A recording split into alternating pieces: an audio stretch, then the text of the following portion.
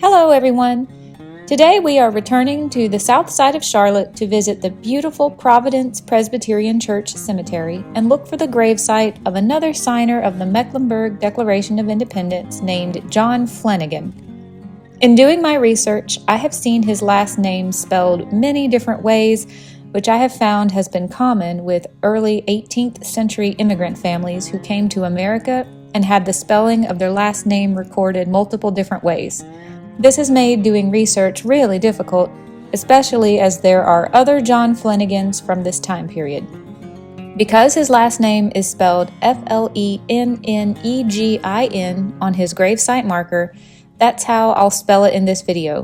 But I've also seen it spelled with an IGEN, an EKIN, and many other ways. There are also many John Flennegins in this family tree, which makes doing genealogical research really difficult. The Flennegin family researchers believe that John Flennegin's parents, James and Jean Flennegin, came over from Ulster, Ireland about the year 1730. They arrived in Philadelphia and, like so many other Scotch-Irish immigrants, eventually migrated south to North Carolina. James and Jean were 33 and 44 years old when John was born and had a total of 9 children together. John Flennegin was born in Dauphin, Pennsylvania on March 7, 1744. Not much is known about John Flennegin's life in Pennsylvania. He was married twice, first to a woman named Mary Rankin from Pennsylvania who died in 1779, and then later to a woman from North Carolina named Hannah McClellan, who was born in 1757 and died in 1738. With his wives, he had many children, probably 9 of whom survived. It's unclear exactly when John Flennegin relocated from Pennsylvania to North Carolina or why, but he was already living in Mecklenburg County by the year 1761. His trades were listed in the Pioneer Extraordinary Chapter, Volume 16, as all honorable.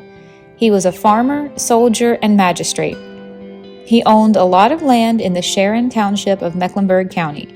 He took a seat in the Mecklenburg County Legislature, and for a number of years he also worked as an associate judge. He was described as a valuable citizen of his adopted county. His children also became prominent members of society. His son Robert was a leading member in the House of Representatives, a minister to Denmark, and a territorial judge. His daughter Hannah became the second wife of the Reverend Asa Brooks, who was the pastor of multiple churches in West Virginia. By the early 1770s, the spirit of rebellion and desire for independence was undeniable in North Carolina, and John Flennegin was a member of the convention that met on May 19th and 20th of 1775 to draft the Mecklenburg Declaration of Independence. John Flennegin was a delegate from Captain James Jack's company at a convention in Charlotte in May of 1775. He served in the Revolutionary War under Francis Marion as a private soldier with his daughter-in-law's father, David Reed.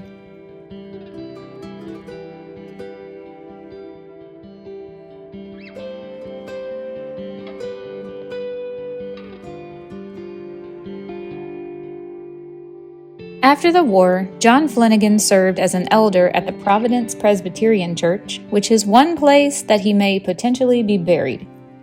He has been documented as having died at an advanced age, crowned with many honors and blessed with a hope of immortality. However, the date and details of his death and burial are not certain. One report states that he was thrown from a horse and killed somewhere around the age of 70. There are some indications that he returned to his native Pennsylvania in his later years and possibly even died there. I found multiple sources online that indicate he is buried in the Glades Cemetery in Greene County, Pennsylvania.